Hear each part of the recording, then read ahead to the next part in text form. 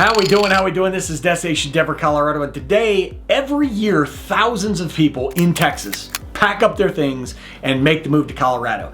And it is typically the people who are underprepared, ill-informed. Those are the ones that are also quietly, a year, 2 years, 3 years later, packing up again and moving right back to Texas. And that's not a Colorado thing, that's not a Texas thing, it's because they just don't know what they don't know. So today we're covering the real cost of living here, the careers that translate, the ones that don't, the social adjustment that nobody warns you about, the daily life stuff that you need to be aware of before making this move, and we are starting right now.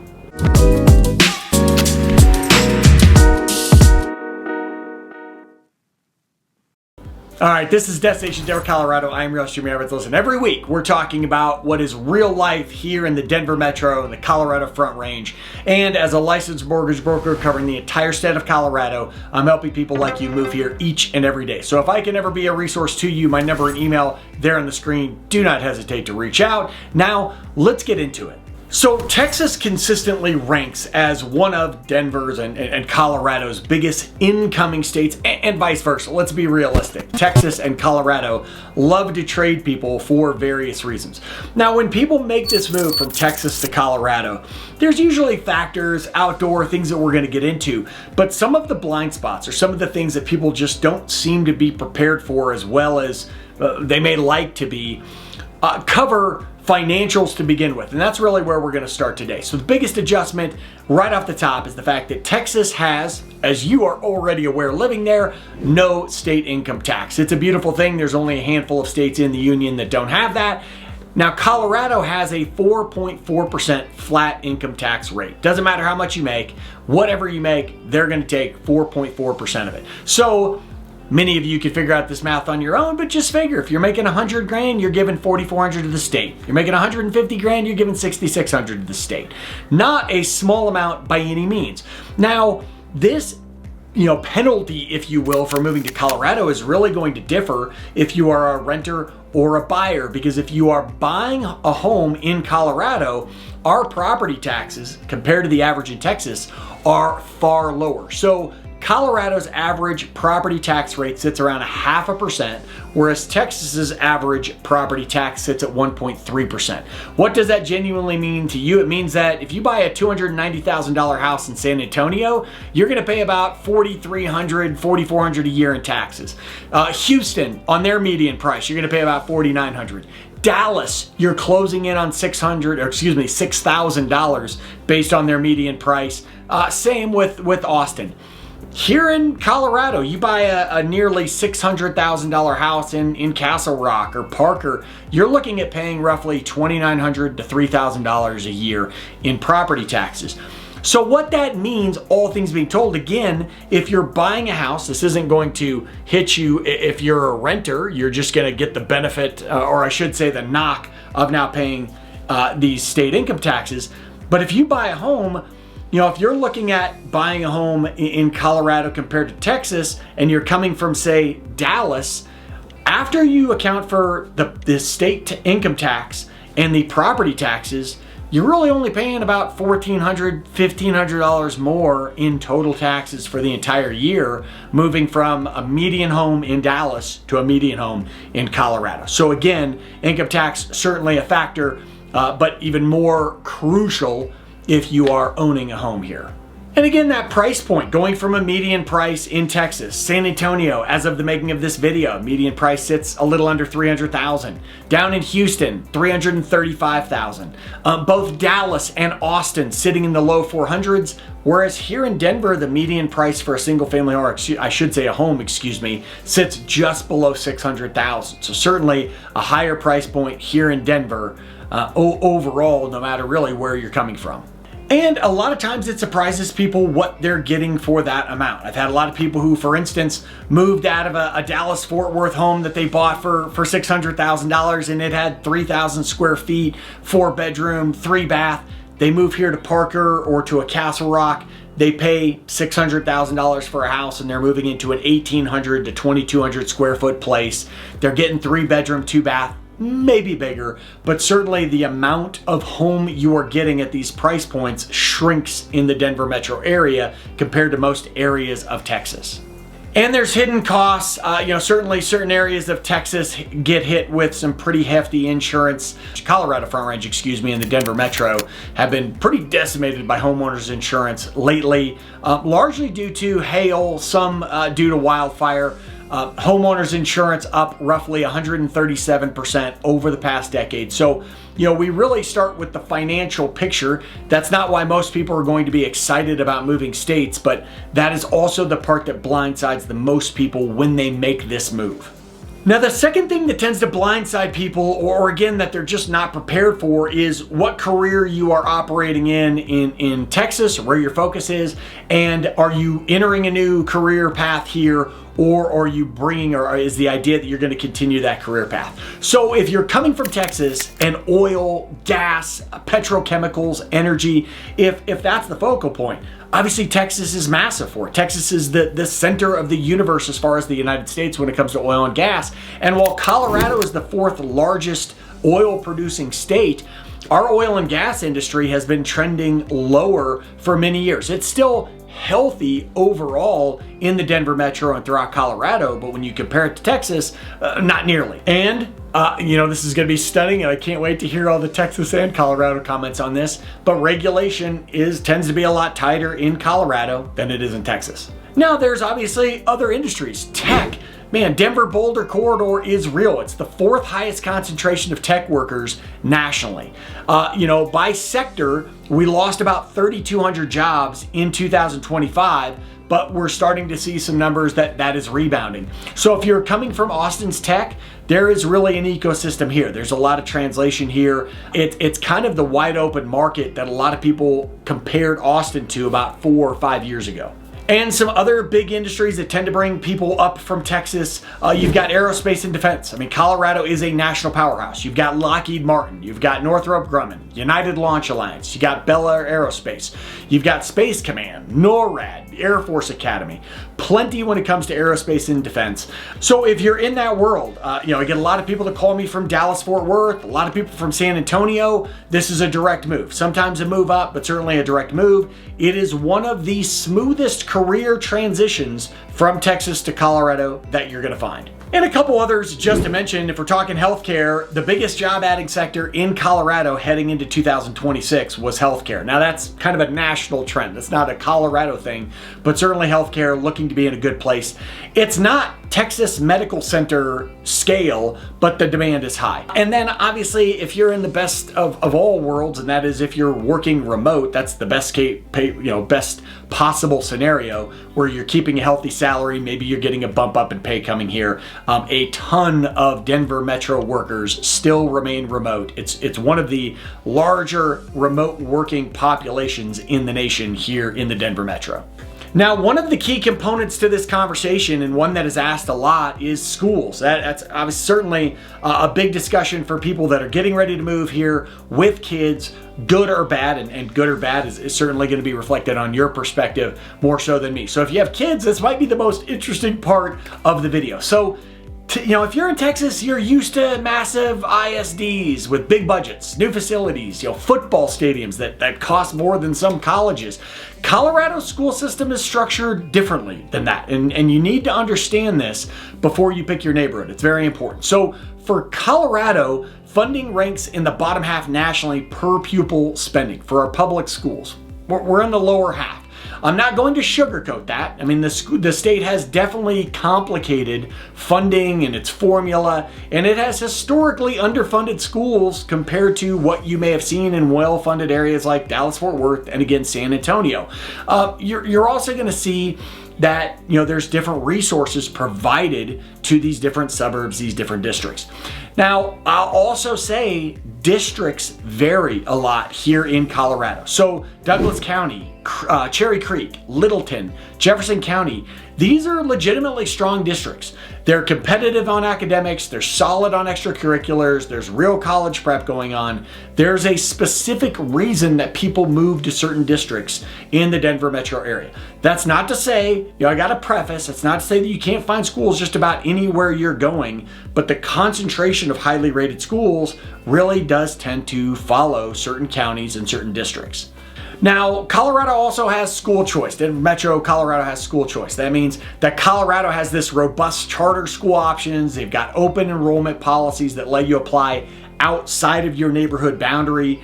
There's more flexibility than you might have within Texas school districts. Now, let's be very clear. You can have open enrollment. You're still going to get a preference if you're living close or within a certain region of these schools. So just because, for instance, I'm living in Lakewood doesn't mean I get the pick of the litter for a school in another area of town. It just provides me the opportunity to apply to that school for my children.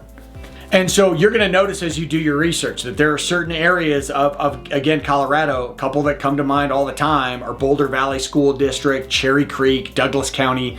Again, there's some great schools all over the place. Those are three that just tend to come up constantly. They tend to be rated near the top. So if schools are important, you're really going to want to pay attention to the area you're living in.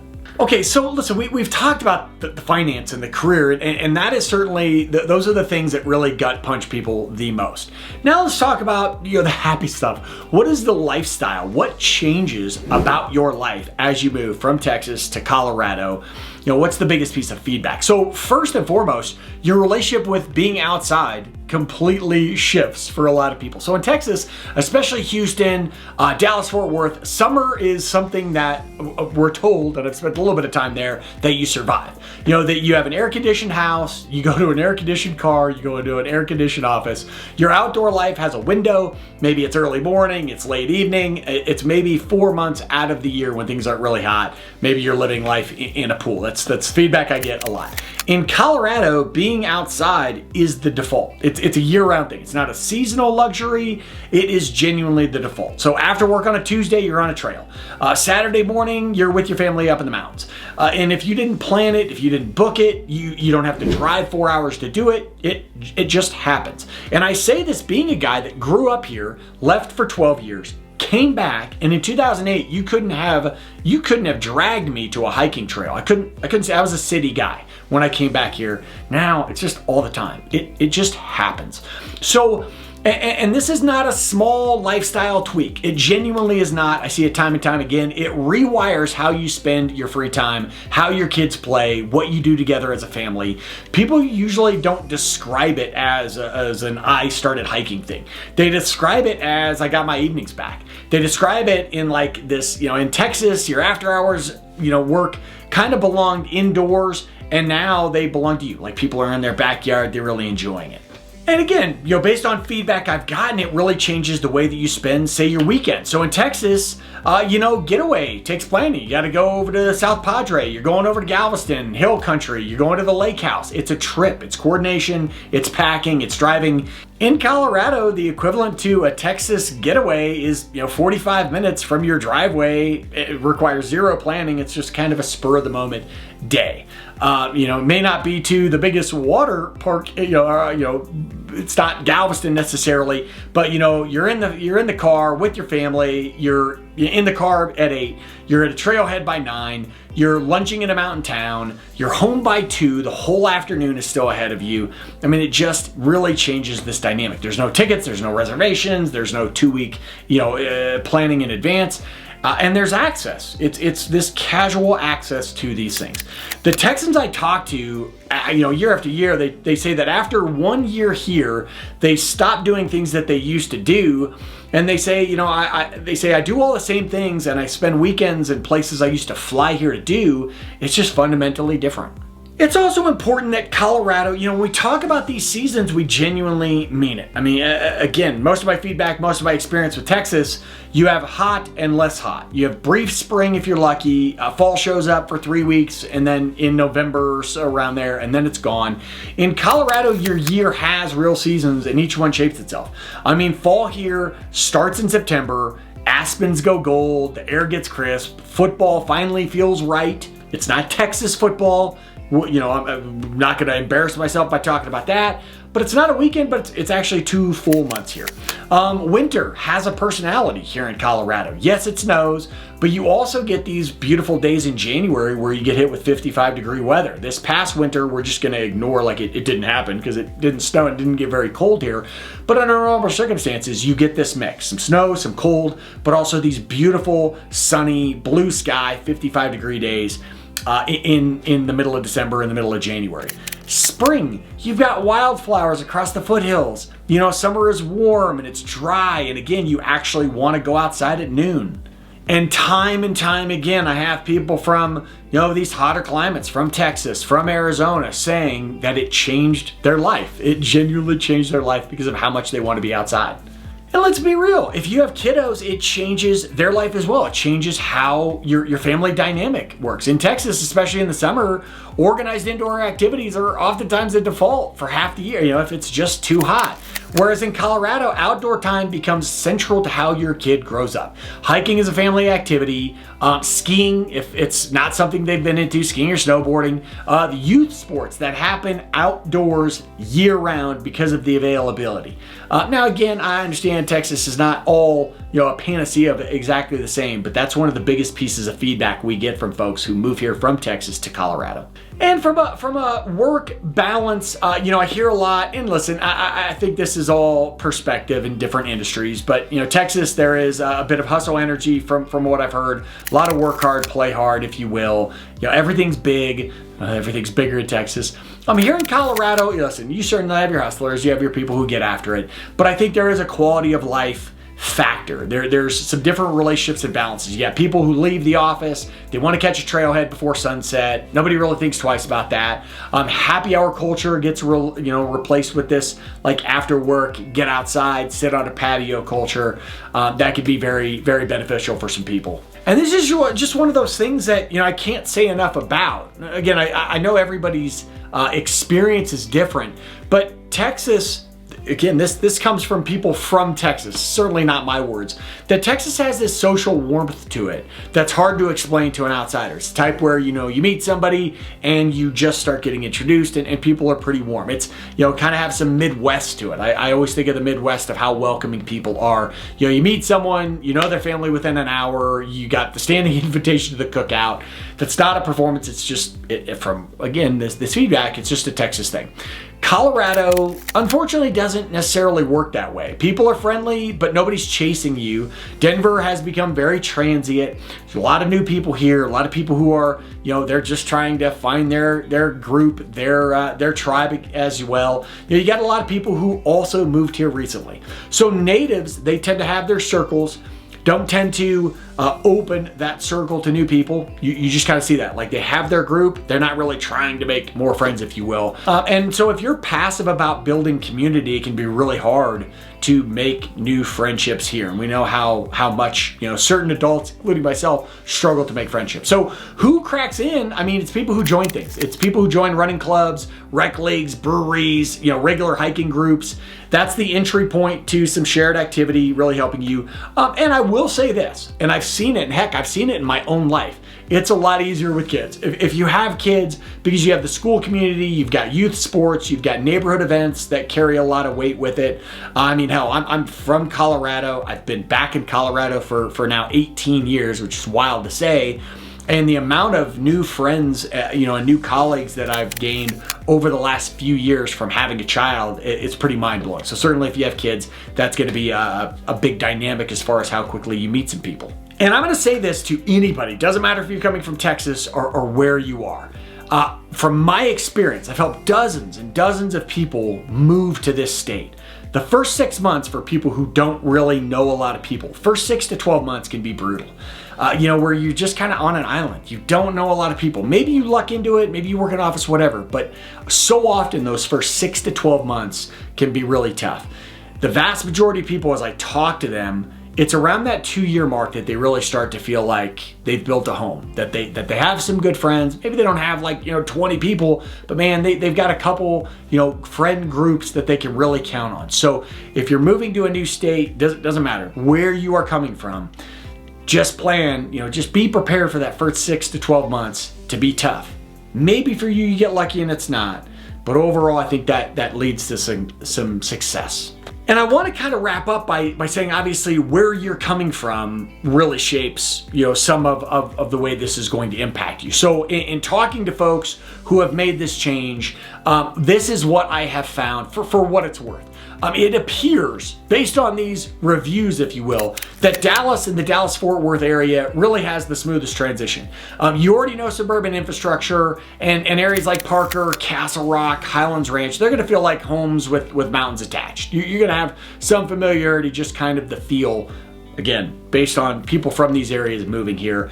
Your biggest adjustment is going to be the house size and building a social circle from scratch. The summer quality of life upgrade catches a lot of Dallas-Fort Worth people off guard in the best way possible, but overall they seem to have the smoothest transition. Austin, that seems to be the most natural cultural fit. Denver has what Austin had before everything changed. That's again what a lot of people from Austin have said. It's kind of funny though, because people from Denver go to Austin and say the same exact thing. So maybe it's just, again, in the eyes of the beholder. But in Denver and Austin, you have neighborhoods with character, you've got outdoor culture baked in, you have the feeling that the city still knows what it is to some extent, and your adjustments are going to be financial. Austin has gotten expensive, but Denver is still higher overall, and the tech market job pretty solid in both places. And again, I find it interesting that I'll have a lot of people from Austin and a lot of people from Denver who say that the other city reminds them of what made them fall in love with their initial city.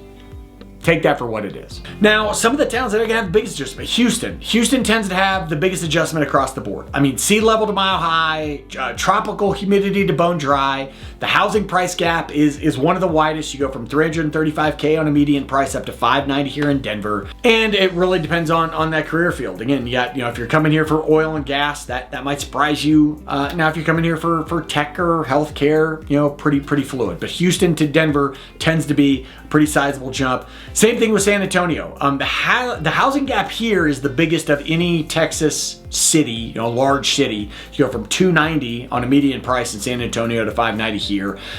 San Antonio's military and defense economy translates really well to Colorado, especially areas like Colorado Springs. You got Space Command, the Air Force Academy. You got you got Lockwood, Northrop Grumman, excuse me.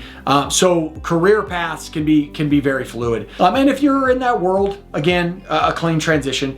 Culturally, San Antonio families tend to be tight-knit, community-oriented, again, just based on my experiences with them. And that tends to translate into certain areas. For whatever reason, my San Antonio families have really enjoyed Douglas County. It's not to say that that's just where you should look, but tends to be one of their more popular places. And the last place I would mention, and I know we mentioned Dallas, but and that is Fort Worth, which I know has some overlap there, but this is an underrated fit. So Fort Worth has genuine identity. You got the stockyards, you got Western character, neighborhoods and soul. The west side of the Denver Metro has that same energy. Old Town Arvada, historic Littleton, Golden, real community character. It's not manufactured, it's historic. So Fort Worth people tend to find their place here faster because they're already drawn to places with identity. On the west side of town, some of these like towns that still have that history behind it has again been a pretty good fit for some folks that I've helped come from Fort Worth.